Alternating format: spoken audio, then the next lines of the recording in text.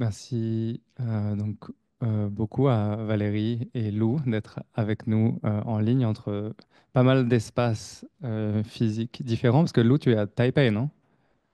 Et je ne sais pas si Valérie est en France ou au Sénégal. Là, je suis encore à Paris, mais je pars très bientôt à Dakar, effectivement. Voilà. Et nous sommes à Marne-la-Vallée, à Noisy-Champs. Merci beaucoup. Je pense que je vais introduire l'École des Mutants. L'École des Mutants est un collectif artistique né en 2018 au Sénégal, réunissant des artistes, chercheuses et activistes autour d'une réflexion sur les utopies inachevées, les pédagogies radicales, l'architecture et les formes d'émancipation dans les Suds. Tirant son nom de l'Université des Mutants, créée en 1977 sous l'impulsion de Léopold Sédar Senghor, l'École des Mutants s'inspire de figures historiques oubliées et de projets post-indépendance. Le collectif explore les héritages politiques et symboliques des mouvements de libération à travers des installations, films, performances, archives vivantes et créations collectives. Ancrés dans une démarche transdisciplinaire, leurs pratiques convoquent la fiction spéculative, les luttes territoriales et la poétique comme méthode de narration. On est très heureux de vous accueillir au sein de ce cycle de conférences École Plurielle, donc qui parle de pédagogie expérimentale et de pédagogie notamment en école d'architecture. Et je pense que, je suis très curieux de vous entendre. Nous accueillons donc Lou Mo et Valérie Ossouf du collectif. Et je vous laisse la parole. Lou, je te laisse te présenter peut-être d'abord. Merci beaucoup à Camille. Bonjour à tous et à toutes. Je m'appelle Lou, donc je fais partie du collectif L'École des Mutants on travaille ensemble depuis 2019. Le premier projet que j'ai présenté avec les mutants date de 2020 dans le cadre de la Biennale de Taipei. Et on travaille ensemble depuis. Là, aujourd'hui, je vous parle depuis Taipei, donc toujours le chapitre asiatique. Aujourd'hui, avec donc, l'autre mutante présente, Valérie, on va tenter de vous présenter un petit peu nos projets passés, futurs et un petit peu comment collectif s'est formé, comment ça fonctionne aujourd'hui. Merci. Bonjour à toutes et à toutes. Merci également à toi, Camille. On est ravis d'être ici et désolée de ne pas être présente physiquement. En ce moment, l'école des mutants, c'est 7 personnes. Donc là, vous voyez à peine un tiers d'entre nous à dispatcher un peu partout sur différentes pratiques, avec des pratiques à la fois personnelles et collectives, comme on vous l'exposera plus tard. Pour ma part, je suis cinéaste documentariste à l'origine. Dans un premier temps, bah, on va exposer nos champs de recherche, nos champs d'études, puis nos travaux avec quelques slides de présentation d'expositions et de travaux divers. Et puis ensuite, on va vous parler un peu de notre méthodologie empirique et de la manière dont nous fonctionnons, qui est assez souple et élastique, comme vous le constaterez par vous-même, avant de recueillir vos éventuelles questions et d'amorcer un échange toutes et tous ensemble. Alors, au départ, l'École des Mutants a été créée par Stéphane Verlet-Bottero et Amédine Khan, qui s'étaient rencontrés à l'occasion d'une invitation aux Arts Déco à Paris et qui ont très vite commencé à travailler à Dakar avec des profils très complémentaires. Stéphane étant centralien, ingénieur de formation, et ayant également fait des études d'art assez poussées au King's College à Londres, et Amédine étant lui bibliothécaire et artiste autodidacte. Et donc, ils ont commencé à s'intéresser à des utopies pédagogiques et à des ruines contemporaines situées à Dakar dans un premier temps, en étudiant l'architecture et l'histoire de l'école normale William Ponty, qui est une école coloniale qui a formé la moitié des chefs d'État plus ou moins sanguinaires la première vague d'indépendance de l'Afrique dite francophone à l'époque. et qui était située à Gorée. D'illustres figures politiques de tout le continent sont passées par cette école. Et cette école est aujourd'hui un squat qui abrite environ 200 personnes, soit un sixième des habitants de cette île. Sans ces squats, donc des ruines extrêmement vivantes, quoique décaties, l'île serait devenue un musée exclusivement dédié au tourisme. Donc c'est assez intéressant d'étudier l'évolution de ces bâtiments. Et puis c'est déjà une idée panafricaine, même si elle est coloniale, elle est quelque part internationaliste. Et ils ont décidé de nommer ce qui deviendra notre collectif à toutes et toutes, l'École des mutants, en hommage à l'Université des mutants, qui est un lieu qui avait été co-conçu par le philosophe Roger Garaudy et le poète président Léopold Sédar Senghor, qui a vu le jour en 1978-79.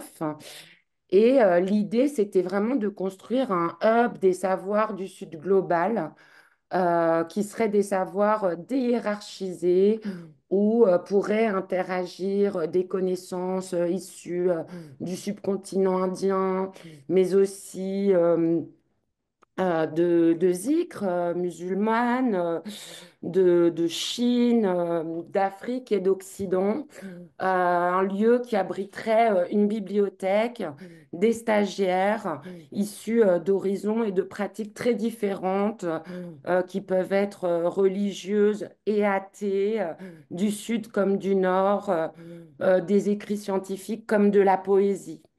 Et alors là, je vais vous citer Senghor, qui répond à une question qu'il se pose à lui-même, pourquoi ce mot mutant? Essentiellement parce que les élèves de la nouvelle université, à la suite de leurs professeurs et par l'enseignement de ces derniers, devront à leur tour faire leur mieux, provoquer activement leur mutation, leur conversion pour devenir des hommes nouveaux, les militants de la civilisation de l'universel. Le père Lieberman, un Alsacien fondateur de la Congrégation des Pères du Saint-Esprit, écrivait à ses missionnaires, ici on retrouve la formation initiale de Senghor, le séraire chrétien, faites-vous nègre avec les nègres. Eh bien, les élèves de l'Université des mutants se feront tour à tour et en même temps albo-européens, arabes, indiens, amérindiens, chinois et bien sûr négro-africains. Donc, cette citation est issue d'un article de Senghor qui s'intitule Pour un nouvel ordre culturel mondial, qui était paru dans Éducation et Culture, une revue parisienne concomitante à la création de l'Université des mutants à la fin des années 70. Malheureusement, ce lieu n'aura eu une activité que très brève, puisque dès qu'Abdou Diouf, l'ancien Premier ministre de Senghor, prend les rênes du pays, les rênes de l'exécutif, ses projets culturels et universitaires très ambitieux qui avaient été portés pendant 2 décennies par Léopold Sédar Senghor s'éteindront et s'étioleront très très rapidement. Dans le guide de l'Université des mutants, une autre définition de 1979, celle-ci, on peut appeler mutant dans l'histoire des sociétés un homme ou un groupe d'hommes portant en lui le projet d'un ordre économique, social et culturel nouveau et préparant ainsi une mutation historique. Une mutation historique est ordinairement appelée révolution, en donnant à ce mot son sens plein. Une révolution, ce n'est pas un simple changement des équipes au pouvoir. Une révolution, c'est, dans la vie d'un peuple, ce qu'est une conversion dans la vie d'un homme, c'est-à-dire un changement radical des fins, des valeurs et du sens de la vie et de l'histoire. Donc vous voyez, c'est un projet extrêmement ambitieux, enthousiasmant, qui nous a valu, grâce à Stéphane et à Médine, d'emprunter ce nom, ayant tous aussi un lien de près ou de loin avec cette île. Personnellement, j'y ai vécu 9 ans sur l'île de Gorée. Et donc, à partir de cet horizon de révolution permanente, trans, parce que c'est déjà trans, nous avons rédigé une charte que Lou a traduite et exposée à Taipei, dont elle vous parlera plus tard. Cette charte contient 12 articles. Je ne vais pas tous vous les lire, mais je vais référer quelques-uns qui sont liés à votre pratique de l'architecture, sachant que le dernier article de cette charte est la charte des mutants a pour fonction principale de devenir inutile et de disparaître. Alors, par exemple, l'école des mutants est établie dans les décombres du développementisme. Les mutants œuvrent pour la réappropriation des savoirs et la création de tout savoir utile au dépassement des fondements triangulaires du pouvoir. Fondements ou fondations, nous pourrons peut-être en parler plus tard. Les ruines sont les seuls espaces garants de possibilités futures. L'état de ruine protège du processus de mémorialisation phallique propre à l'élitisme et au personnel politique, etc., etc. Et à présent, je vais transmettre la parole à Lou afin qu'elle vous parle d'autres bâtiments que nous avons étudiés et qui nous ont inspirés fortement, des ruines contemporaines.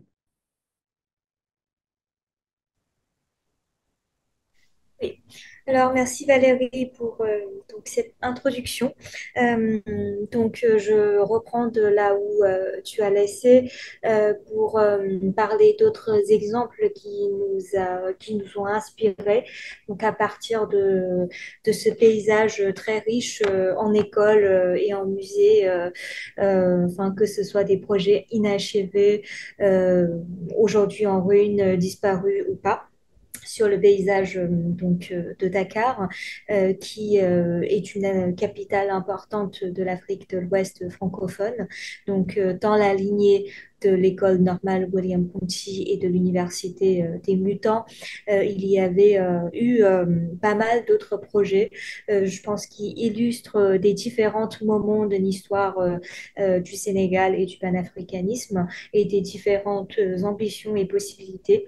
Et nous, à part ces deux-là que Valérie vient de vous exposer, nous sommes aussi notamment inspirés par par l'Université du futur africain, que là, vous devrez voir sur l'écran, parce que je gère les images en même temps, mais je pense que j'ai compris comment ça marche.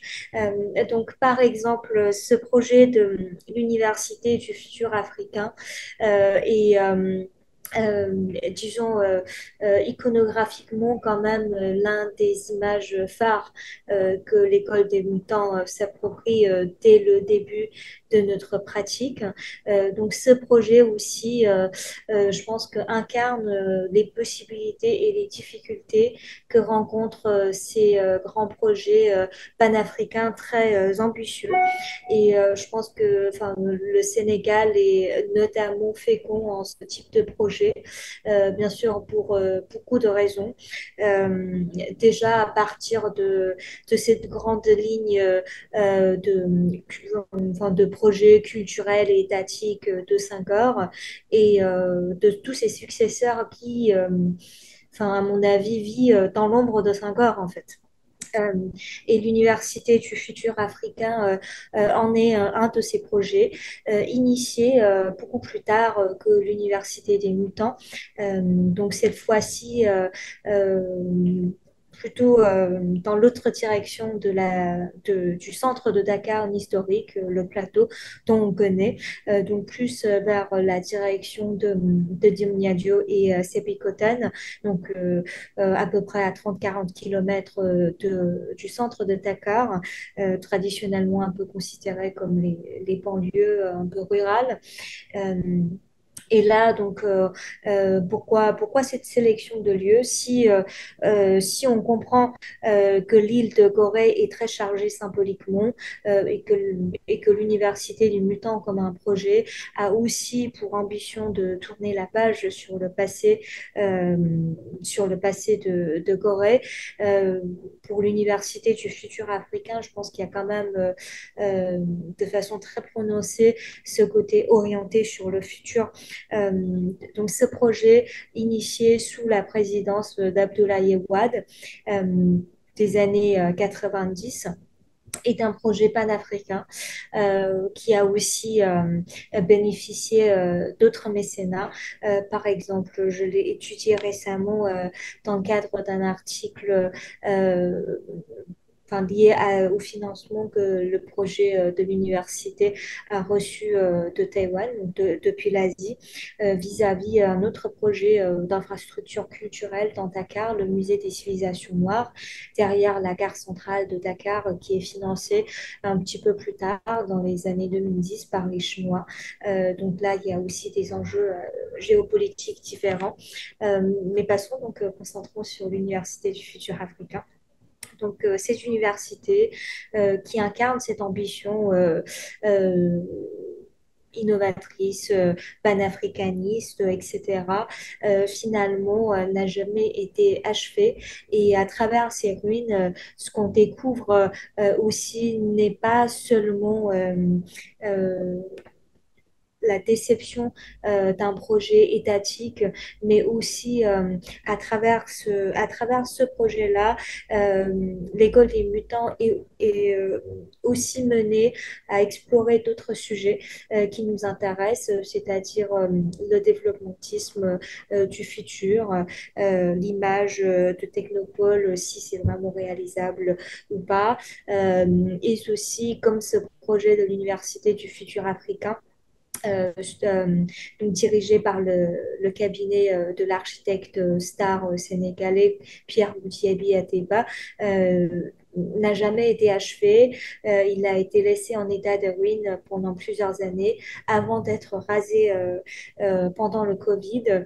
Euh, fait aussi était aussi sujet d'appropriation de terres agricoles dans ces zones rurales de Dakar. Donc, tous ces, tous ces, tous ces éléments influencent aussi la façon dont on pratique et on a présenté nos projets que je vais vous montrer dans un instant. Et à part l'Université du futur africain sur le terrain à Dakar et à côté de Dakar, ce type de projet panafricaine, on peut aussi par exemple citer l'Université Amadou Mbo, qui est un projet nouveau, donc toujours dans la même zone géographique par rapport à Dakar, nommé après donc le secrétaire général de l'UNESCO, donc le premier Sénégalais, premier homme africain à occuper ce poste. On peut aussi penser à l'université Cheikh Anta Diop, qui est toujours un pôle qui attire les jeunes intellectuels de l'Afrique de l'Ouest francophone. Et en dehors de ces institutions universitaires, on peut aussi, par exemple, penser à l'École des Sables de Germaine Acogny, qui est une danseuse africaine qui a développé sa propre méthode.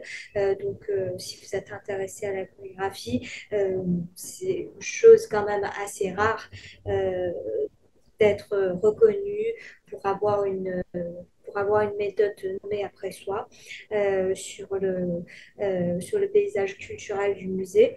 Le musée des civilisations noires, bien sûr, est aussi né de l'ambition panafricaniste de Senghor. Donc, ce projet existe depuis les années 70, imaginé par un architecte mexicain sous la direction de l'UNESCO, co-dirigé par l'État sénégalais, mais finalement n'a pas été achevé. Et donc le musée, tant qu'il existe maintenant, comme nous le voyons dans Dakar, est plutôt un design chinois. Donc pour d'autres raisons pour d'autres raisons plus contemporaines. Et finalement, on peut aussi citer le musée Dynamique, qui est né avec le premier festival des Arts Nègres à Dakar dans les années 60, qui était imaginé comme un projet de musée temporaire. Donc l'idée, vraiment, je pense à l'époque très avant-garde, c'est d'avoir cet espace qui est toujours en métamorphose, qui n'arbitre pas de collection permanente, mais qui a pour ambition vraiment de vivre avec le festival et d'être le pont, bien sûr, bien évidemment important pour Senghor, entre la culture européenne et la culture sénégalaise. Enfin, je pense que le début de l'investigation et des thématiques chères aux mutants est vraiment né enfin, dans toutes les espaces entre ces différents projets sur le paysage très riche de Dakar. Et je souligne particulièrement notre intérêt pour la question de la pédagogie, de ce que c'est la pédagogie, les possibilités, de comment la faire muter. Et aussi, donc cela évolue naturellement vers un intérêt à la justice épistémique, c'est-à-dire qui a le droit de dire et de dicter quoi. Et et finalement, lié à notre position, nous sommes aussi très attachés aux auteurs et à la littérature engagée. Donc l'élément du mot écrit est toujours très important dans notre pratique. Par exemple, Valérie vous a cité Senghor, qui est bien sûr une figure importante dans ce mouvement panafricaniste et de négritude, mais aussi, tu vas sans doute en parler de Glissant, Deleuze et Guattari et des autres. On vous fera défiler aussi quelques images des projets récents. Je pense que ce sera plus parlant de voir en lien avec tout ce que nous avons réalisé. Donc, sur ce, je laisse à Valérie et je reprendrai un peu plus tard. Je te permets de reprendre ton souffle un peu. Oui, effectivement, en fait, il faut situer Abdoulaye Wade, qui a donc été élu en 2000, qui était le premier président de l'alternance du PDS, le Parti démocratique sénégalais, qui était un parti libéral, alors que Senghor et Diouf étaient au Parti socialiste, mais un parti socialiste finalement très anticommuniste et plutôt proche d'une ligne relativement mitterrandienne, on va dire. Mais c'est important de voir que quand Ouad conçoit ce projet de l'Université du futur africain, c'est vraiment pour se mesurer à Senghor. Senghor restant jusqu'à présent, on va voir ce que fera le gouvernement d'Ousmane Sonko, mais restant dans toutes les mémoires comme le seul président du pays qui a vraiment valorisé l'éducation et la culture. Ces grands projets culturels, on pourrait d'ailleurs également citer le Grand Théâtre de Dakar, qui a également été financé par les Chinois, qui incarne aussi certaines rivalités politiques, comme vous l'exposez, Lou, entre Taïwan qui soutient un projet, donc la Chine qui va en soutenir un autre, le Sénégal est essayant, comme d'autres pays du continent, de tirer son épingle du jeu tant bien que mal. Ont également été pour nous une opportunité pour saisir des axes qui décentrent un peu le propos d'un rapport nord-sud binaire. Je pense par exemple aux écoles d'art au Sénégal, que ce soit en art dit à l'époque plastique ou bien en art dramatique, dans lesquels de nombreux enseignants ont été formés à Moscou à l'époque de la guerre froide.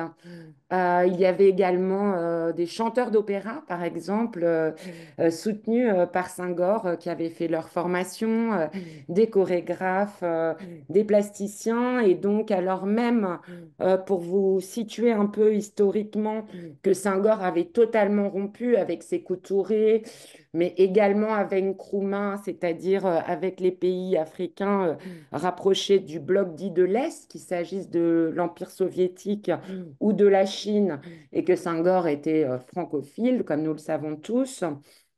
Il n'empêche que ces coopérations culturelles ont permis à une influence tout toutefois socialiste, de pénétrer le tissu culturel. Et le mouvement maoïste, d'ailleurs, a été important au Sénégal. Il y a eu un mai 68 à Dakar, en même temps qu'à Paris.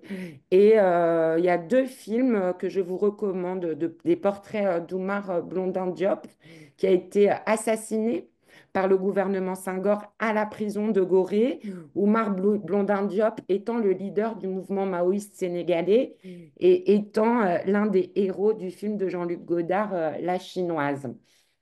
Euh, Effectivement, la littérature est également une source très importante pour nous. Lou vous le racontera plus tard. On a construit pas mal de bibliothèques itinérantes. Je pense notamment à une référence qui n'existe pas en français, mais qui peut vous intéresser, qui est un ouvrage de Wole Soyinka qui s'intitule The Burden of Memory, The Muse of Forgiveness, dans lequel, dans cet ouvrage, en fait, Soyinka revient sur 40 ans de débats, de désaccords et de réconciliation avec Senghor, parce qu'il a beaucoup critiqué le président Senghor, Wole Soyinka, prix Nobel de littérature du Nigeria, en accusant Senghor de baiser la main qui le giflait, en parlant là de la main du colon. Et 40 ans plus tard, et c'est là où ça nous intéresse et où cette référence à l'Université des Mutants n'est pas, enfin, vient déconstruire en fait une vision de Senghor extrêmement critique et virulente, alors que Senghor est un personnage beaucoup plus complexe et beaucoup plus ambigu qu'il n'y paraît de prime abord. Soyinka finira par dire quand on ne pardonne pas, on reste enfermé sous le joug de celui qui nous a dominés. C'est Senghor qui avait raison. Mais je pense aussi à d'autres références, Octavia Butler, Kizerbo, bien sûr Guattari, Samir Amin, Souleymane Bachir Diagne, Jean-Luc Nancy, et enfin Édouard Glissant, sur lequel nous avons beaucoup travaillé parce que de la mutation au batuto et à la pensée archipélique, bah, il y a un flux qui nous a paru évident. Et donc, plus tard, dans une exposition dont Lou vous présentera quelques travaux, nous avons relié le continent aux archipels à travers une installation vidéo qui articulait la Kanaki, la Guadeloupe, la Martinique, la pensée de Chamoiseau, celle de Glissant et celle de nos figures tutélaires d'origine. Et puis, Amédine, notamment, écrit beaucoup sur les murs. Et on aime partager comme ça des savoirs qui ont tendance à être un peu réifiés ou sacralisés, soit en les imprimant sur du tissu, soit effectivement en les taguant ou encore, comme c'était le cas du travail en lien avec l'école des sables de Germaine Acconi, dont vous parlez, Lou, en réalisant un inventaire de gestes qui sont pour nous tout aussi précieux que des textes anciens publiés à la Pléiade. Lou, je te passe la parole justement sur ce rapport à l'archive et les différentes formes qu'ont pris nos travaux. Oui, tout à fait. Parce qu'on est resté longtemps sur ces images de l'Université du futur africain, d'ailleurs que j'aime beaucoup. Mais on va défiler pour voir un peu autre chose. Euh, donc là, je suis sur une image de la Biennale de Taipei que nous avons, enfin pour laquelle nous avons réalisé une installation en 2020, autour d'un triptyque de vidéos que nous avons aussi ensuite exposé à Nantes, ma mémoire est bonne. Et à partir de là, je pense que il y a déjà voilà les éléments qu'on reverra ensuite dans notre travail. Donc là, par exemple, pour la Biennale de Taipei, nous n'étions pas dans le White Cube du musée. Donc nous avons occupé cette maison d'architecte qui est derrière l'immeuble principal du musée, qui est aussi voilà, une architecture un peu brutaliste qui date de la même période à peu près de l'université du futur africain. Donc il y a certainement cet écho intéressant entre, entre ces deux structures architecturales et donc l'architecte taïwanais Wang Daron, si vous êtes intéressé. Donc, qui fait partie de ce courant néo-chinois des années, enfin à partir des années 70, disons. Euh, et là-dedans déjà, donc nous avons travaillé avec, donc c'est une installation, donc un élément vidéo. Nous avons aussi travaillé avec des panneaux en bois, du textile, des archives, enfin nos propres archives, enfin, et aussi un élément sonore. Et donc tous ces éléments-là vont être récurrents.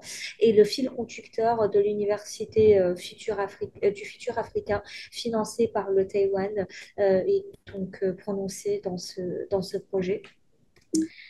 Et ensuite, donc là, j'ai une image de Valérie. Je ne sais pas si tu vois les images, si tu arrives à voir les images en même temps. Oui. Donc là, nous avons une image de l'exposition qui a été réalisée au lieu unique de Nantes sous le commissariat de Oulimatake qui a travaillé. Donc, là, à ce moment-là, avec l'école des mutants, et je pense que maintenant elle est très occupée avec d'autres projets, donc on le voit un peu moins souvent. Donc dans une exposition qui s'intitule l'Université des futurs Africains, donc Oulimata qui s'intéresse aussi à ces questions de ruines et de futur, qui elle-même est de Dakar. Et là-dedans, donc on revoit cette installation de vidéo triptyque et sur le mur à gauche avec le tampon rouge encadré en 4 fois en 4 langues, le chartre des mutants et d'autres éléments ramassés, appropriés avec d'autres films. Et à Nantes aussi, nous avons montré ce textile en fait qui est réalisé à Taipei. Donc je connais la tailleuse qui l'a fait. Teint à l'indigo qui en soi une teinture très intéressante avec une histoire très entrelacée avec le colonialisme et l'immigration. Un peu une cartologie des mutants à partir de Dakar. Donc on peut penser aussi à Lagos, à Taipei, à Beijing, à d'autres villes, à La Havane, tous ces métropoles du tiers-monde. Enfin. Et ça, c'était 2020, aux alentours de 2021, si je ne me trompe pas. Et celle-là, Vassivière, ça, Valérie, je te laisse parler parce que tu étais plus présent sur ce projet. Alors, ça, c'est une cabane que, en fait, je vous en parlerai plus tard, mais on est tous interchangeables et en même temps, on a tous plus ou moins quelques micro-spécialités, notamment Boris Rowe, l'un des artistes de l'École des Mutants, qui travaille pas mal le bois et la micro-architecture. Et donc, ça, c'est une cabane mutante qu'on avait réalisée avec des batiks de Nathalie Mouchamad, qu'elle avait fait en travaillant aussi une technique indonésienne, me semble-t-il. Et De Patrick. ouais, Oui. mais elle avait aussi travaillé sur des archives de Bandung, non, à la base, il me semble. Et cette cabane, en fait, est équipée d'une antenne d'un haut-parleur dans lequel on a en fait monté un entretien que nous avions réalisé avec Patrick Chamoiseau en Martinique, la flûte, du vent, des assemblées, des manifestations et à l'intérieur, il y a 12 écrans vidéo. Ça, par exemple, c'est une vidéo que j'avais tournée à Beijing avec une jeune femme franco-guinéenne qui est installée là-bas.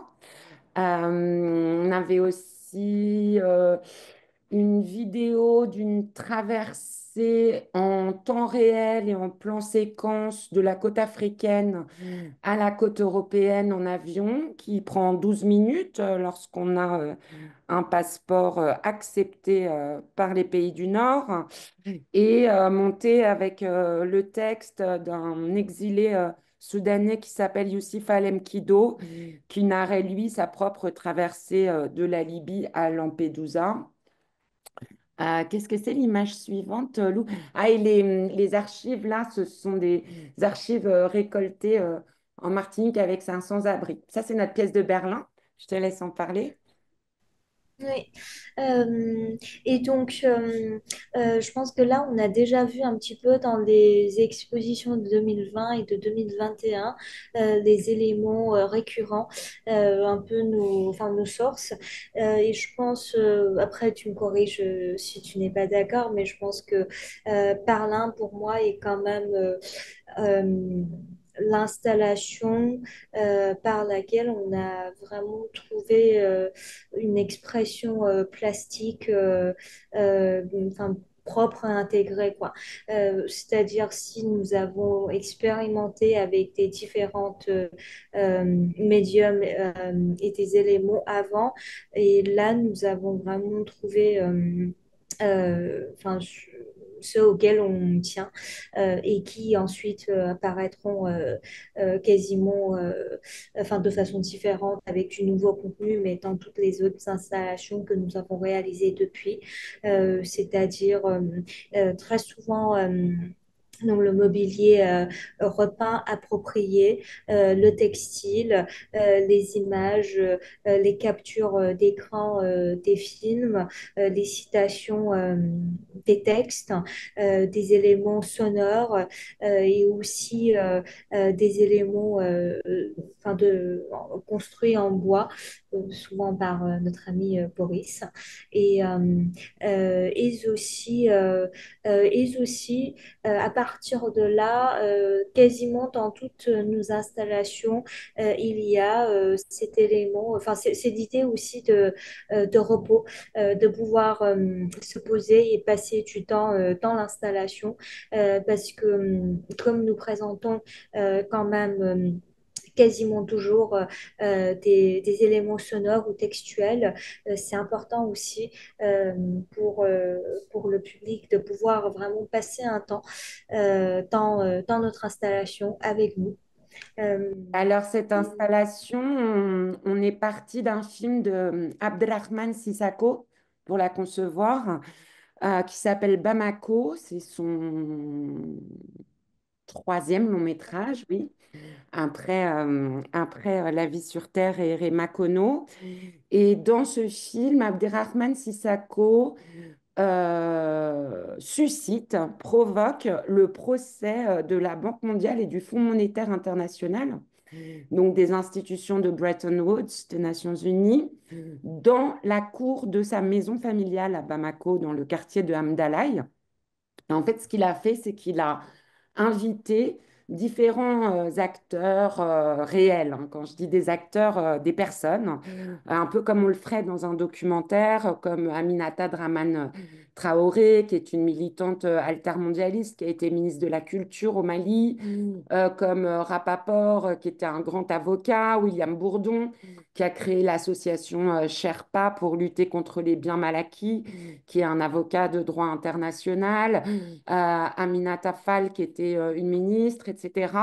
Et la population du quartier qui, elle, improvise. Et on fait donc le procès de ces institutions qui ont appauvri un continent parce qu'il était riche, précisément, dans sa cour. Et nous, à notre tour, ben, on a créé comme ça un lieu qui serait celui d'une forme de justice restauratrice quelque part.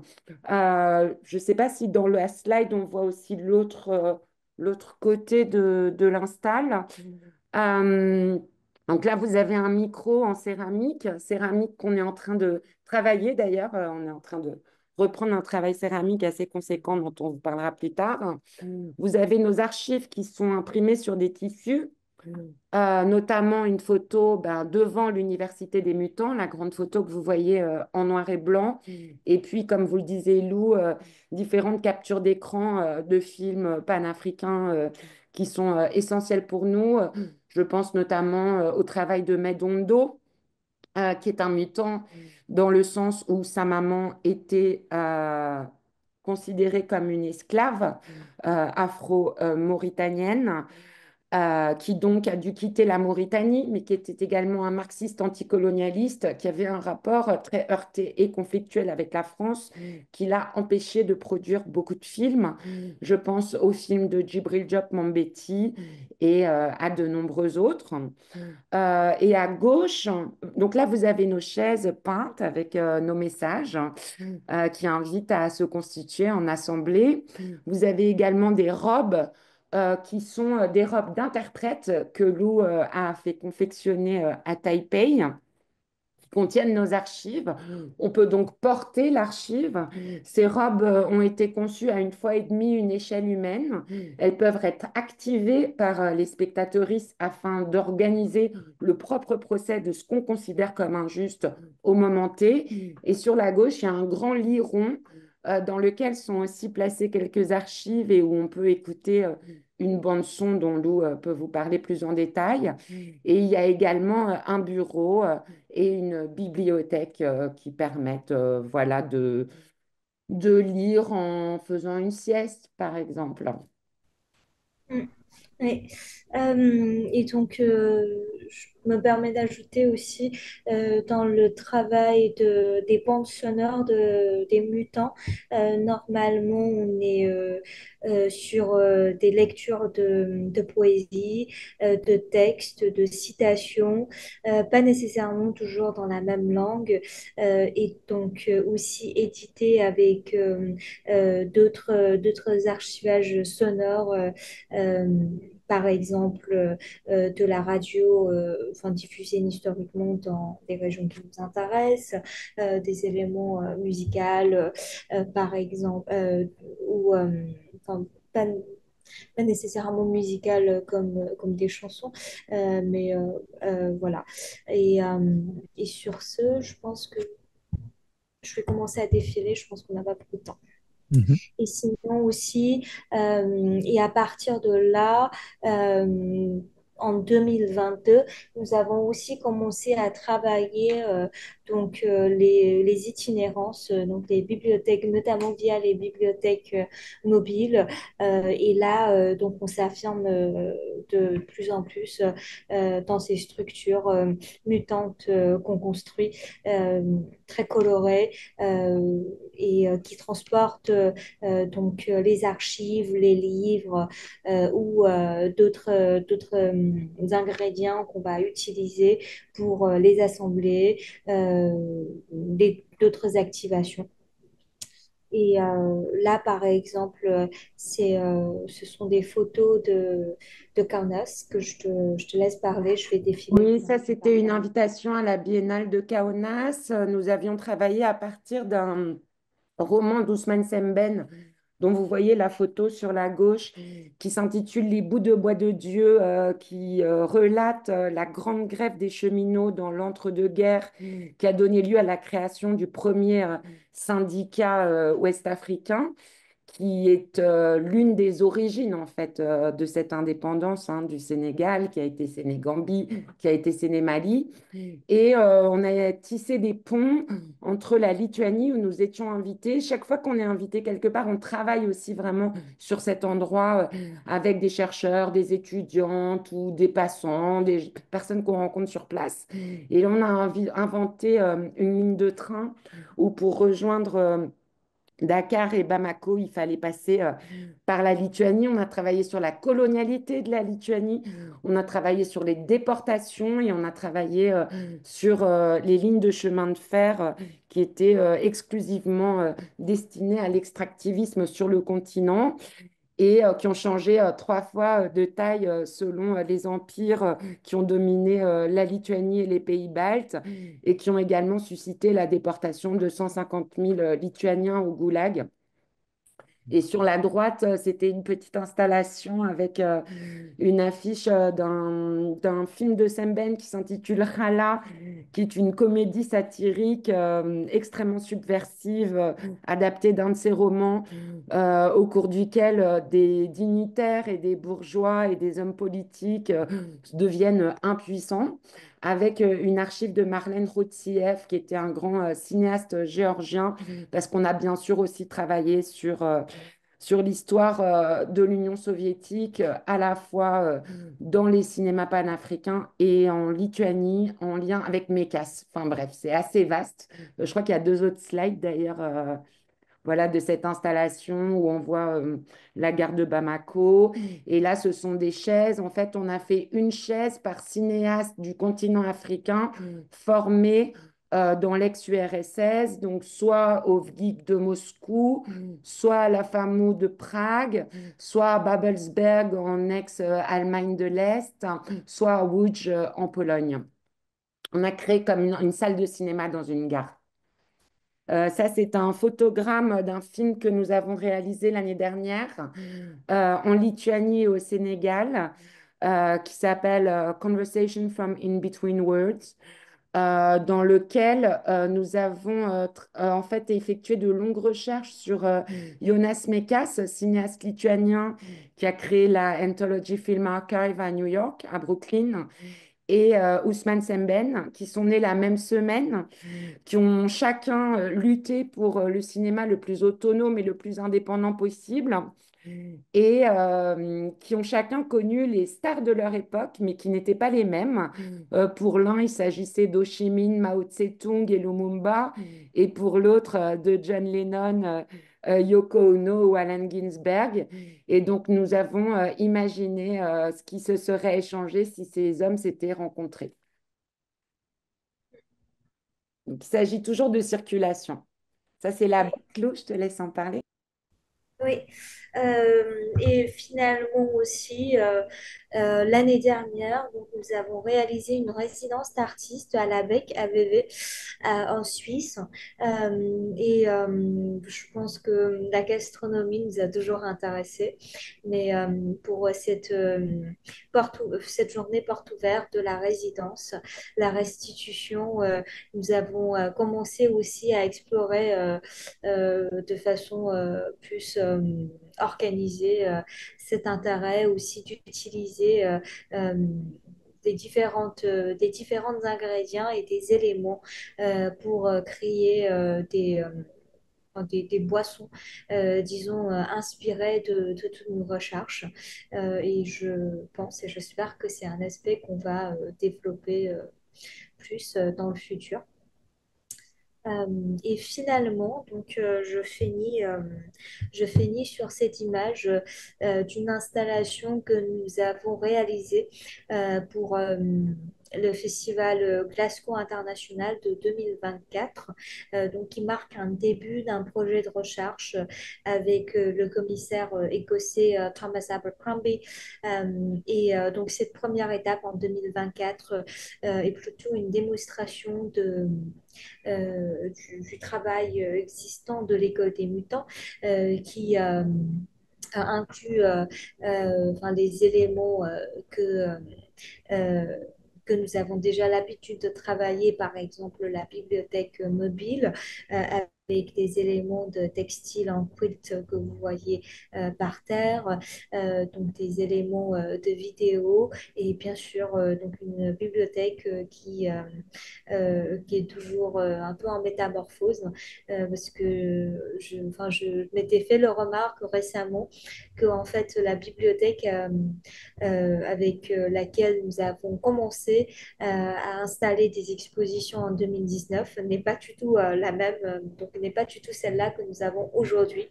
Bien sûr, parce que nos connaissances évoluent, on fait d'autres découvertes, mais aussi c'est quelque chose qui évolue avec le public qui ont interagi avec nos installations. Certaines partent dans d'autres maisons et il y en a d'autres qui y sont rajoutées. Donc il y a aussi des haut-parleurs, donc des éléments aussi sonores dans cette installation. Donc tout ça pour une première étape et prochainement aussi toujours inspiré des boîtes Dieu de Ousmane Sembène.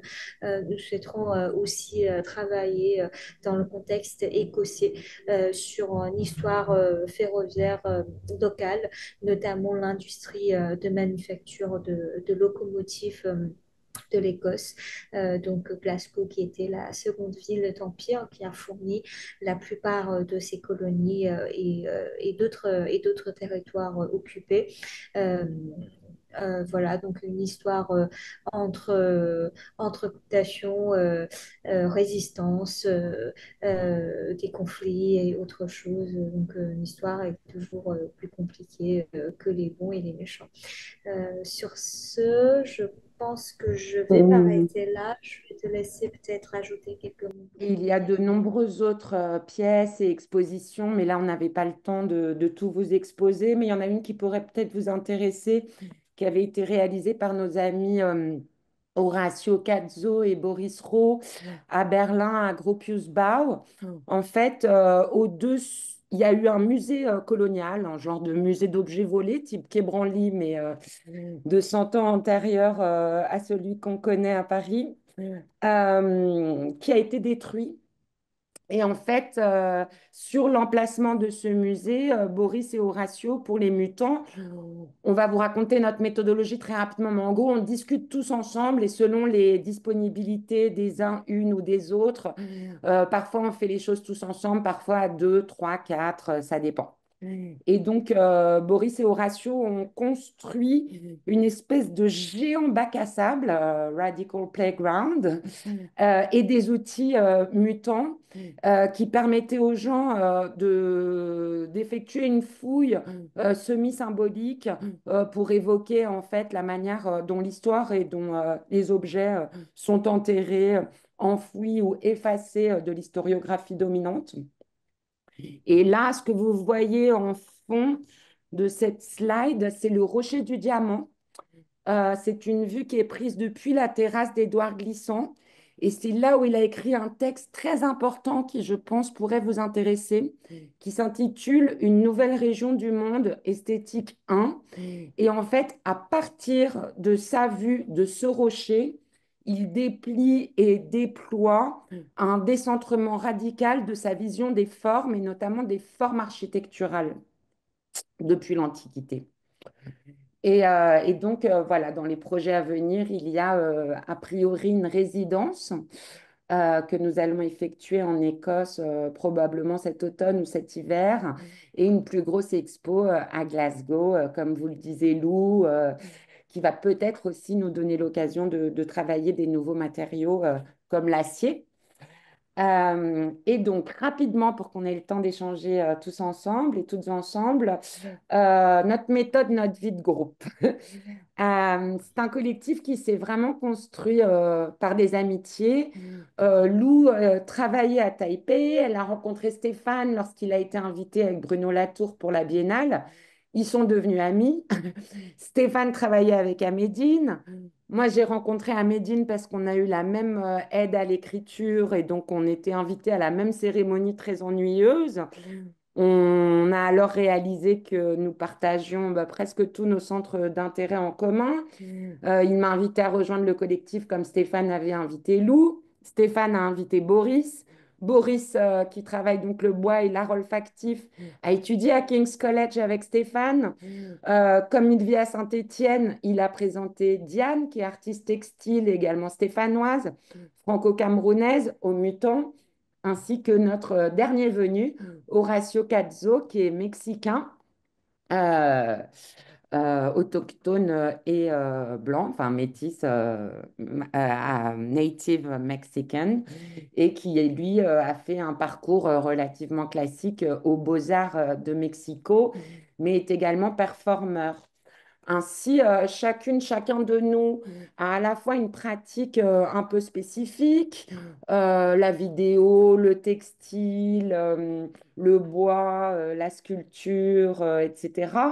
Mais également un background très différent et très complémentaire les uns une des autres. Certains, comme toi, Lou ou Stéphane, avaient effectué des études universitaires très poussées. D'autres sont autodidactes. Et donc, tout ça forme un joyeux mélange extrêmement fertile. On se dit régulièrement qu'il faudrait qu'on ait un lieu où travailler, produire tous ensemble hors des commandes et des invitations. Et finalement, on n'en a toujours pas et on fonctionne très bien 7 ans plus tard sans ancrage géographique. Donc, ça veut dire que ça nous convient. Il y a eu cette résidence à la Bec de 3 mois dans laquelle on est tous passés plus ou moins longtemps. Là, on va, je l'espère, passer du temps tous ensemble à Glasgow. Et sinon, on travaille à distance. En fait, on se fait un point Zoom, Skype, WhatsApp. Et puis ensuite, on ouvre des documents partagés. Chacune y apporte ses réflexions. Et puis, ça prend forme de manière assez organique, en fait, puisque l'éthos commun est, lui, tout à fait limpide, me semble-t-il, pour nous tous. Donc, voilà comment on fonctionne. Certains projets sont à 2, à 3, à 4 ou plus, selon, encore une fois, l'enthousiasme en fait de chaque personne, l'envie de passer du temps ensemble et puis nos disponibilités liées à nos engagements personnels respectifs. Mm. Tout à fait. Je pense qu'on se dit toujours qu'il faut être plus organisé, mais finalement, tout a toujours marché et on a vécu aussi ensemble des moments très intenses d'installation, enfin de finition d'installation quelques jours avant le vernissage. Mais finalement, si ça marche, c'est peut-être pas plus mal. Et toi, tu as un parcours scientifique, Lou, aussi, non? En plus. Oui, mais ma formation est en biologie. Et après, je me suis orientée plus dans des recherches en sciences humaines et sociales.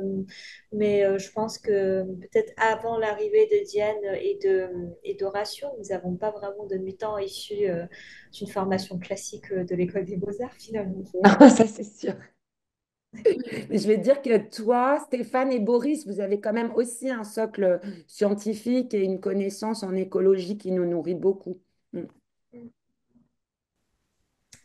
Voici, je pense on a un petit peu dépassé Mm. le temps qu'on s'était Ça dit va. qu'on allait présenter, donc on s'arrête là et pour voir si vous avez des questions. Merci beaucoup. Merci beaucoup, Valérie et Lou, pour cette présentation. Euh, j'ai quelques questions. Je ne sais pas si dans l'audience, il y a déjà des questions sur le collectif, enfin, sur votre travail. En tout cas, merci. Je pense que cette fin méthodologique est assez importante aussi. C'était bien de la souligner parce que je pense que c'est une vraie question de comment est-ce que vous arrivez à travailler. Alors, je ne sais pas si vous me voyez parce que je suis dans l'amphithéâtre, mais du coup, je suis en bas. Hop, je mets là. Euh, Non, j'avais plusieurs questions. Bah, déjà, bon, merci. C'est un travail assez important et fondamental de ce travail de décentrement et de recherche que vous effectuez avec le collectif. Justement, de décentrement, enfin, justement, sur tous les rapports préexistants, enfin, historiques et existants entre les Suds. Et je me posais la question aussi, je me posais la question sur deux choses. C'était un, le rapport, en fait. À la fois que le collectif entretient, mais aussi dans votre travail avec les institutions, justement, parce que c'est beaucoup du travail. Euh, Là, dans les travaux exposés, il y a à la fois une partie qui est assez institutionnelle, donc en fait, c'est par le biais d'une institution, d'une structure publique ou artistique ou culturelle que vous avez la possibilité d'effectuer un ensemble de travail ou bien de le rendre visible, peut-être. Justement, je me posais la question aussi, quel était du coup le rapport justement avec les institutions ou le travail hors institution, euh, et aussi ce rapport de décentrement vis-à-vis justement de la possibilité d'un travail hors institutionnel. Et comment vous vous positionnez là-dessus et voilà, dans un premier temps. Alors effectivement, en termes d'axes, en plus, on est en train d'en développer de nouveaux. Là, par exemple, avec Boris, on travaille pas mal en recherche un peu souterraine, sous-marine, sur les colonies contemporaines françaises, parce qu'on parle souvent de postcolonial et de décolonial, mais on a tendance à oublier l'anticolonialisme ou à le neutraliser. Et en ce moment, je fais une recherche notamment sur la canne à sel et la canne à sucre entre la Papouasie et Marie-Galante. Et concernant les institutions, alors déjà, nous, on n'est pas en galerie privée en tant que mutants. Certains mutants peuvent l'être pour leurs travaux personnels, mais pour l'instant, on fonctionne principalement sur de l'argent public, ce qui est assez important pour nous parce que c'est le nôtre. Et sur peu d'argent aussi, ça on peut le dire quand même. Ce ne sont pas les mutants qui nous paient nos loyers. Donc on a eu à travailler avec des institutions et pour l'instant, on n'a pas subi vraiment de contraintes. Enfin, tu me corrigeras, Lou, si je me trompe. Je pense notamment à cette recherche autour de Meka Semben, pour vous donner un exemple. En fait, c'est une espèce de commande d'un fonds européen qui voulait tisser un axe entre les pays baltes et le continent africain. Donc, ça paraît un peu artificiel de prime abord. Nous, on avait pensé travailler sur les bas-fonds de Gorky parce que Semben voulait adapter les bas-fonds. La Lituanie a bloqué parce que Gorky, donc la Russie, et vu le contexte de la guerre en Ukraine, et le fait qu'avec Kaliningrad, la Lituanie ait une frontière avec la Russie, c'était très complexe. Et au départ, quand on a pensé MECAS, on s'est dit, mais qu'est-ce que c'est que ce truc? Vraiment, l'institution, n'importe quoi. Parce à part MECAS et Lévinas, on ne voyait pas trop quel fil tirer de la Lituanie qu'on ne connaissait pas encore. Maintenant, on y est allé 3 fois. Et finalement, bah, on en a fait exactement ce qu'on voulait, c'est-à-dire que ils essayaient de nous faire baliser notre terrain, écrire des textes en amont, signer des contrats pour des droits de publication d'une pièce de théâtre dont on serait les autrices et auteurs, etc. Et on a dit oui, oui, oui. On n'a jamais fait ce qu'ils nous ont demandé. On a tourné beaucoup plus que de raison. Ils voulaient absolument qu'on rende quelque chose en 2024 à cause de leur comptabilité européenne. On a fait un 12 minutes pour eux. Et en fait, cette recherche, elle va se prolonger probablement sur plusieurs années.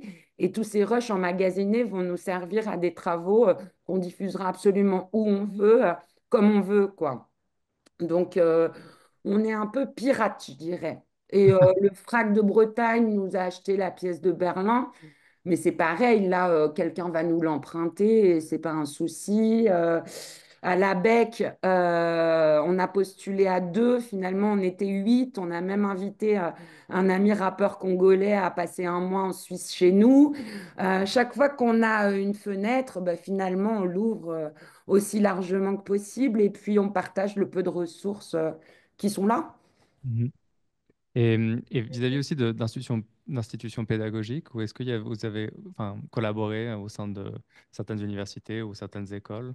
Ou... Moi, j'ai organisé des colloques de personnes en situation d'exil à Paris 8 et Paris 7. Mais pareil, les profs voulaient parler et je leur ai dit que non, qu'ils parlaient toute l'année. Et donc, cette fois-ci, ce n'était pas leur tour. Amédine y avait participé. Et finalement, avec gentillesse et politesse, mais opiniâtreté, on bouge toujours un peu les lignes, j'ai l'impression. Je ne sais pas ce que tu en penses, Lou. Je suis d'accord.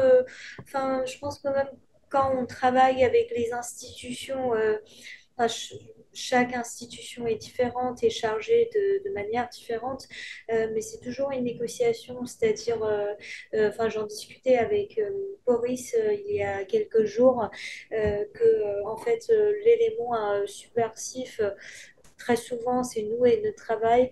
Euh, sur différents fronts. Donc ça peut être le contenu sur le fond ou tout simplement la manière dont le travail peut être présent. Je ne sais pas si tu te souviens, par exemple, quand nous avons accroché dans l'Académie der Künste à Berlin. Donc, il y avait eu au début pas mal de restrictions de ce que nous ne pouvons pas faire. Donc, c'est aussi une négociation enfin, un peu, enfin, contre ou avec tous ces éléments. Et à chaque fois aussi, ce qui nous est cher, c'est aussi de pouvoir introduire des éléments extérieurs. Donc là, à Berlin, on a travaillé avec un libraire engagé.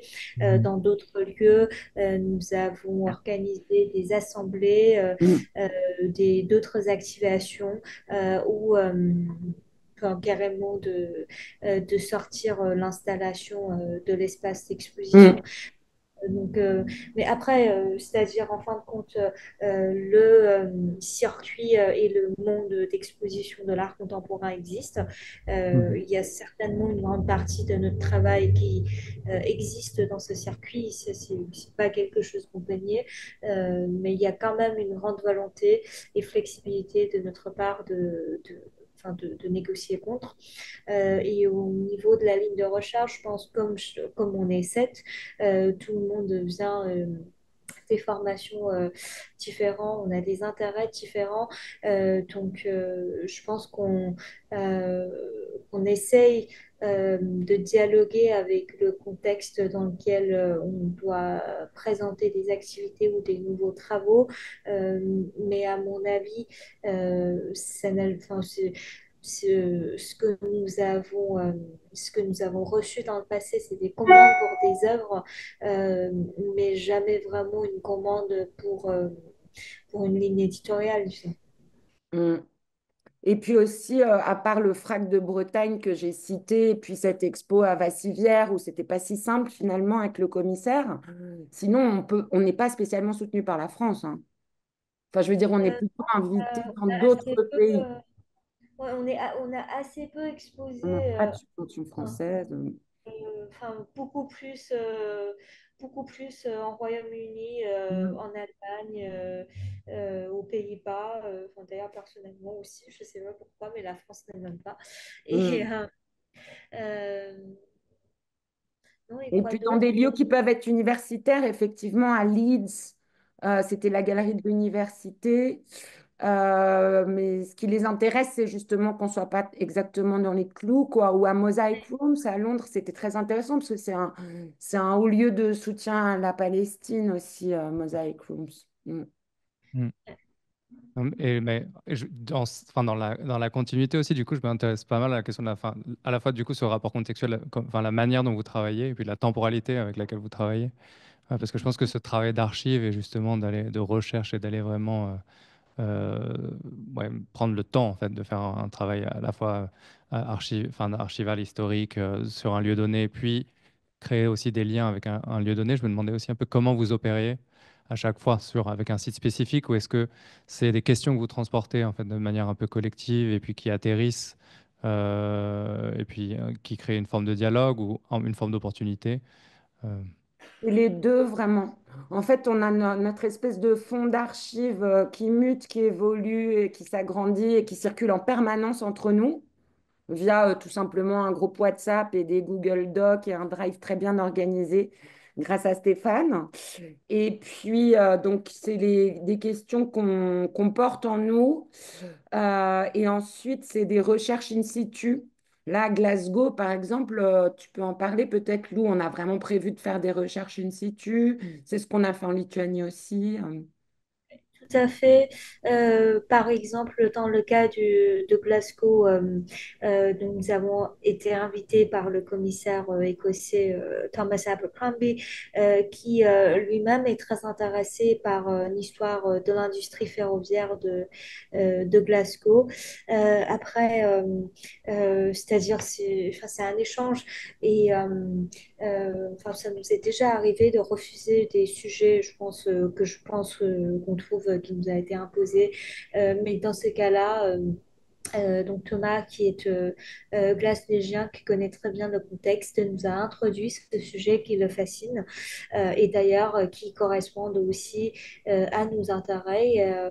Et donc la recherche, c'est de la recherche un peu de façon classique, comme en sciences humaines et sociales. Il n'y a pas trop il n'y a pas trop d'astuces, c'est-à-dire c'est des visites, c'est des repérages des lieux liés aux thématiques, c'est de visiter les archives, les bibliothèques, les réserves des musées. Et ce qui est intéressant, c'est aussi le fait qu'on est nombreux, qu'on vient des formations très différentes. Qu'on parle pas Et mal de langues aussi, ouais. ouais, c'est ça qu'on parle et Mm, qu'on lit pas mal de langues. Donc aussi, c'est un peu une succession, c'est-à-dire ça dépend de nos disponibilités, mais aussi nos mm. capacités. Donc il y en a qui ils vont en amont faire le premier tri, on se réunit, donc on décide ensuite qu'est-ce qu'on pourra faire. Et finalement, ça marche pas mal. Donc c'est assez organique, mais je pense que vu qu'on a tous des profils et des expériences très différentes. Finalement, c'est aussi cette complémentarité euh, enfin, qui est une plus-value en fait. Mhm. Merci beaucoup. Il y a une question dans le public. Bonjour, déjà merci beaucoup. Et pour rebondir justement, je vais rapidement une question sur la langue. Quelle langue vous utilisez entre vous? Est-ce que c'est uniquement le français et l'anglais ou est-ce que vous utilisez d'autres langues comme une langue, ça véhicule un rapport au monde? Voilà, quelle réflexion vous avez par rapport à ça? Alors, Lou parle mandarin, anglais, français absolument couramment. Ahmedine parle Wolof, Halpulaar, français absolument couramment, anglais de mieux en mieux. Moi, je parle anglais, français couramment et Wolof plutôt bien. Boris parle au moins anglais et français. Stéphane parle plein de langues. On parlait tous en français ensemble, mais maintenant, on a un nouveau membre, Horacio, qui est mexicain. Et donc, parfois, on parle en anglais pour Horacio qui est de plus en plus fluide en français, mais qui pour l'instant parle mieux l'anglais que le français. Et Horacio parle espagnol avec Stéphane. Mais grosso modo, ça dépend. Vous voyez, parfois on switch pour des concepts précis, mais sinon c'est le français. Ouais, non, sinon ça dépend des situations. Parfois, on a un représentant, donc si nécessaire. Mm. Par exemple, la Biennale de Taipei s'est déroulée pas mal en chinois, et donc moi j'étais sur place. Hmm. Merci à vous. On avait une question aussi par rapport aux cartes enfin, aux questions que vous nous avez transmises, dont celle qui est: peut-on imaginer une école sans centre et sans périphérie? Je voulais vous poser la question de, selon vous, dans les écoles, quels sont les centres et les périphéries? Est-ce que ça se manifeste plutôt dans une organisation spatiale des écoles ou est-ce que c'est plutôt une organisation dans la hiérarchie ou entre ses membres dont vous voulez parler ici? Je pense, les deux, quoi. Mm. Simplement dit, je réfléchis. En fait, comment est-ce moi ça m'intéresse comme je suis pas du tout architecte, comment le fait de casser la hiérarchie change la spatialité, quoi. Hmm. Ouais. Mais en quelque sorte, par exemple, enfin, là je vais parler de notre école parce que ça parlera à beaucoup de gens. Mais c'est vrai qu'on a un grand espace d'atrium où tout le monde passe et où on se croise tous, etc., qui fait en quelque sorte place publique. Est-ce que dans une nouvelle hiérarchie de ses membres, est-ce que la place publique a toujours sa place? J'imagine que oui, pour parler entre nous, mais c'est vrai que c'est aussi très hiérarchisé dans le fait où chacun est dans sa salle et c'est le seul endroit de centre autour duquel tout est organisé. Mais là, je vais vous donner un exemple. Lou parlait d'assemblée, mais on a peu développé là-dessus. Il y a une assemblée des mutants qui a été organisée à Sébikotane, donc là où ils ont fait leur gros chantier d'université du futur africain qui a jamais vraiment vu le jour. Pour créer ces espaces technopoles, etc. Ils chassent en fait les paysans. Mm. Il y avait un conflit entre la mairie, les propriétaires terriens, les éleveurs, les paysans et les transporteurs. Et les mutants ont organisé une assemblée in situ. Bah ça, par exemple, ça ne pouvait pas se produire dans un autre endroit. Parce que si on n'était pas allé vers eux, mais qu'on leur avait demandé de venir dans un centre, bah, ça aurait concerné uniquement les privilégiés, quoi. Donc, je pense que ça dépend vraiment du médium aussi de communication entre les membres de ces académies ou de ces écoles, de ces lieux. Mais moi, je trouve ça super nécessaire, l'idée de l'atrium. Mais je pense aussi qu'il faut penser à celles et ceux qui n'osent pas aller dans ce type d'espace et voir qu'est-ce qu'on peut construire pour aller vers eux. Enfin, je vois à Berlin, par exemple, on avait à la fois une espèce de centre comme ça où il y avait toutes ces chaises, mais on avait aussi plein de petits coins où quelqu'un qui ne se sent pas à l'aise dans cette configuration pouvait être confortable, quoi. Merci beaucoup pour votre réponse. Oui, peut-être une autre question. Donc, vous nous avez présenté un ensemble de médiums qui sont utilisés pour transmettre les récits de l'école des mutants, donc installation, récits à l'oral, photographie, etc. Mais est-ce qu'il y en a un particulièrement que vous préférez par rapport aux autres qui permet, selon vous, de transmettre particulièrement bien les messages de l'école des mutants? Je pense que c'est plutôt l'assemblage enfin, d'une sélection de tous ces médiums. Enfin, dans mon souvenir, nous n'avons jamais présenté, hors cadre de festival de films, en un seul médium. Enfin, l'idée aussi, c'est de créer quelque chose qui est sensoriel, qui engage, enfin, qui engage l'espace. Mais c'est vrai on se l'est dit à plusieurs reprises que on se compliquait la vie. Et pourquoi on n'a pas une seule forme c'est un peu comme le fantasme d'avoir un atelier. Pour l'instant, ça reste virtuel pour nous. Ouais. On pourrait très bien juste éditer un film, mais on a fait le choix de ne pas le faire. Merci Ouais. beaucoup. Et puis, Merci. ça dépend beaucoup aussi de ce qui est disponible et puis des moyens. Par exemple, à Berlin, au départ, c'était un projet qui incluait de la vidéo. Et puis, en fait, la location d'un écran avec les techniciens syndiqués du musée, de la biennale, du machin, ça engloutissait le budget. Et donc, on a fait autre chose et c'était très bien comme ça, quoi. À Rotterdam, pareil, on voulait faire une immense voile. Finalement, il y avait peu de moyens et on a fait d'une cabane, donc en 3D, ben, un objet en 2D. Voilà, on transforme aussi des ingrédients précédents qu'on pousse ou qu'on épure. Là, avec Meka Semben, comme à la Bec, il y avait un atelier céramique. Bah, on s'est mis à faire plein de chapeaux et de pipes en céramique, puis une caméra, puis des chaises, et puis on va se mettre à travailler la céramique. C'est aussi au gré des opportunités parce on est dans un rapport assez... bah, on aime bien être apprenant en fait, et jamais expert.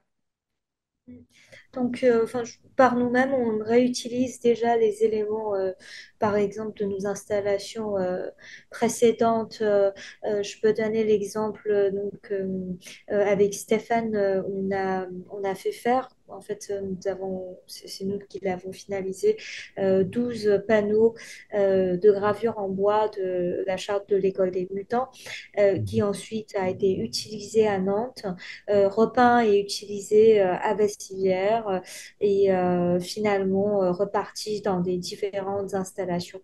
Et aussi dans les lieux là où nous avons exposé, ça nous arrive aussi de laisser des des éléments qui ensuite soient réappropriés soit par l'institution, soit par d'autres gens qui les récupèrent. Notamment, je pense à l'exemple des bibliothèques mobiles.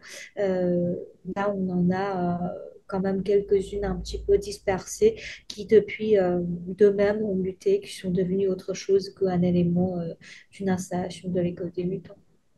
Mais en tout cas, la dimension ludique, elle est très importante, en tout cas pour moi, parce qu'on a chacun, chacune des pratiques. Moi, pour ma part, je fais des films, c'est 4 ans de travail par film, 25 versions de dossiers, etc. D'autres parmi nous écrivent des articles académiques très sérieux. Et donc, quand on se retrouve, je crois que il y a une part d'enfance, le royaume d'enfance qui se remet en route. Et c'est vraiment précieux, c'est-à-dire c'est jamais une contrainte. On a suffisamment de contraintes. Donc quand on se retrouve, on essaye ouais, d'expérimenter et de vivre une forme de joie quoi, collective. Ça, c'est vraiment important. Et on se dit toujours qu'on mise aussi sur l'intelligence des autres, parce que moi, je respecte toutes les formes d'intelligence diverses qu'il y a dans l'école des mutants, qui m'apportent tellement, et que donc on va toujours s'en sortir et on va toujours trouver quelque chose qui va nous surprendre pour essayer de ne pas répéter ce qu'on a déjà fait. C'est aussi pour ça qu'il y a une forme enfin bref, que nos formes sont hétérogènes, même si le fond, la base, les sources et les archives restent très cohérents. Mm. Bah, oui, enfin, pour continuer aussi dans cette question, enfin, je pense que clairement la question de l'hybridation est assez forte, à la fois d'un point de vue de production et de savoir collectif et de la mise en place de ces compétences entre vous, puis avec les personnes avec qui vous travaillez. Et c'était aussi sur la question du lieu et de la centralité. Je pense que dans le cas des écoles, il y a aussi un peu, bien sûr, la spatialité et de ce qu'un espace offre en termes de production, enfin, en termes de hiérarchisation ou d'un certain rapport de communication et d'échange, mais aussi, je pense, un certain rapport dans votre travail avec la question du canon du savoir, de la manière dont on produit ou on échange un savoir et ce qui est reconnu comme un savoir légitime ou non. Ce qui, je pense, aussi parle un peu de ce rapport à la périphérie et à la centralité. Tout à fait. C'est quoi le travail qu'elle veut faire, Lou, Diane, sur les quilts, par exemple, à Glasgow? Oui, parce que donc comme nous avons commencé à relayer, à faire de la recherche, c'est aussi intéressant parce que quand on fait toute la recherche par soi-même, en fait, on a une méthode, on a un peu nos filtres. Donc, il y a des choses qu'on voit et qu'on voit pas. Mais quand on se relaie, déjà, le résultat mute. Et là, par exemple, moi, j'ai repéré les réserves d'une bibliothèque dans lequel, dans lequel il y a des patrons de textiles, de quilts, enfin pas que, donc il y a des habits, etc. aussi. Et Diane travaille particulièrement avec le textile, c'était elle la deuxième, donc elle est allée dans cet archivage de bibliothèque. Et l'idée, c'est de aussi ressortir, retravailler certains motifs liés à des mouvements ouvriers, des manifs de Glasgow. Mhm. Merci beaucoup. Je ne sais pas s'il y a d'autres questions. Je ne sais pas s'il y a des questions en ligne, en fait, mais je ne sais pas si j'ai accès, en fait, au... Pas vu, j'ai pas vu de main levée ou de questions dans les chats. Euh,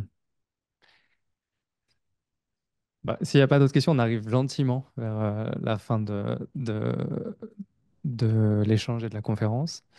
Euh, peut-être après, pour conclure, moi, je voulais peut-être essayer de revenir un peu sur juste la charte des mutants et de savoir un petit peu entre le moment où vous l'avez conçue et maintenant, comment est-ce que vous travaillez avec, qu'est-ce que vous en faites? Est-ce que c'est une forme de manifeste au sens un peu d'une ligne de conduite sur laquelle que vous réactualisez, enfin, ou que vous regardez de manière un peu critique vis-à-vis d'une certaine posture ou d'une attitude et une méthode de travail?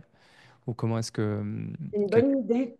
Non, en fait, on l'a beaucoup travaillé pendant une année, puis après, on est passé à autre chose, mais ça nous incite à y revenir et voir si on y est toujours fidèle ou si on devrait l'amender.